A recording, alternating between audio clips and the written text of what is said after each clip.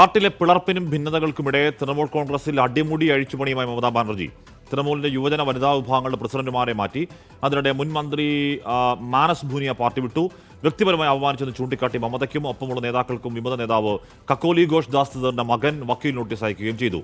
PR Aravind വിവരങ്ങളുമായി ചെയ്യുന്നുണ്ട്. Aravind, party ഏതാണ്ട് ഉള്ളംകൈയിൽ നിന്ന് പൂർണ്ണമായി നഷ്ടപ്പെടുന്നു എന്ന സ്ഥിതി ഉള്ളപ്പോഴും അത് തിരിച്ചുപിടിക്കാൻ മമതയിലെ ഫൈറ്റർ ശ്രമിക്കുകയാണ്. അരവിന്ദ്, TMCയിലെ പിളർപ്പിന് പിന്നാലെ വലിയ പ്രതിരോധത്തിലാണ് മമതാ ബാനർജി ഉള്ളത്. പാർട്ടിയിൽ തന്റെ അധികാരം തിരിച്ചുപിടിക്കുക എന്ന ലക്ഷ്യത്തോടു കൂടിയാണ് പോഷക സംഘടനയിലടക്കം വലിയ രീതിയിലുള്ള മാറ്റങ്ങൾ മമതാ ബാനർജിയുടെ ഭാഗത്ത് നിന്ന് ഇപ്പോൾ നടത്തിയിരിക്കുന്നത്. പ്രധാനമായും യുവജന വിഭാഗത്തിലും അതുപോലെ തന്നെ തൃണമൂലിന്റെ മഹിളാ വിഭാഗത്തിലുമാണ് മാറ്റങ്ങൾ വരുത്തിയിരിക്കുന്നത്. ഈ യുവജന വിഭാഗത്തിന്റെ സംസ്ഥാന പ്രസിഡന്റ് ചുമതലയിൽ നിന്ന് സയോനി ഘോഷിനെ മാറ്റിയിരിക്കുകയാണ്. നിലവിൽ ഈ സയോനി ഘോഷ് വിവിധ വിഭാഗത്തിലാണ് ഉള്ളത്. അവിടെ അർണാബ് ബാനർജിയെ സംസ്ഥാന തൃണമൂൽ കോൺഗ്രസ് യൂത്ത് പ്രസിഡന്റായി ഇപ്പോൾ നിയമിച്ചിട്ടുണ്ട്. ഇതുകൂടാതെ തന്നെ തൃണമൂലിന്റെ മഹിളാ കോൺഗ്രസിന്റെ അധ്യക്ഷ സ്ഥാനത്ത് നിന്ന് മാല റോയിയെ മാറ്റിയിരിക്കുകയാണ്. ആലിഫ അഹമ്മദിനെയാണ് ഈ പദവിയിലേക്ക് ഇപ്പോൾ മമതാ ബാനർജി പരിഗണിച്ചിരിക്കുന്നത്. ഇതുകൂടെ തന്നെ കുനാൽ ഘോഷിനെ നോർത്ത് കൊൽക്കത്ത സംഘടനാ ജില്ലാ പ്രസിഡന്റായി നിയമിച്ചിട്ടുണ്ട്.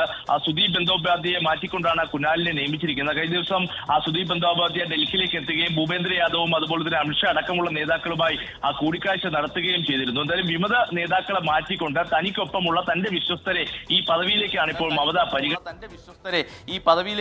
മമത പരിഗണിച്ചിരിക്കുന്നത്. പക്ഷേ വലിയ പ്രതിരോധത്തിൽ തന്നെയാണ് മമതാ ബാനർജി ഉള്ളത്. നിലവിൽ 28 ലോക്സഭാ എംപിമാരുണ്ട്. അതിൽ 20 പേരും വിമത പക്ഷത്തേക്ക് പോയിരുന്നു. അവർ ഇന്ന് ബംഗാൾ മുഖ്യമന്ത്രി സുവേന്ദു അധികാരിയുമായി കൂടിക്കാഴ്ച നടത്താൻ പോവുകയാണ്. നാളെ ലോക്സഭാ സ്പീക്കറെ കണ്ടുകൊണ്ട് തങ്ങൾക്കൊരു പ്രത്യേക ബ്ലോക്ക് അനുവദിക്കണം, തങ്ങളാണ് യഥാർത്ഥ തൃണമൂൽ കോൺഗ്രസ് എന്ന അവകാശവാദം ഈ വിവിധ എംപിമാർ ഉന്നയിക്കാൻ പോകുന്നു. പക്ഷേ പാർട്ടിയിൽ തന്റെ അധികാരം ഊട്ടിയുറപ്പിക്കുക എന്നതിലൂടെയാണ് ഈ തീരുമാനങ്ങളിലൂടെ ഇപ്പോൾ മമതാ ബാനർജി ലക്ഷ്യം വച്ചിരിക്കുന്നത്. ഹാഷ്മി,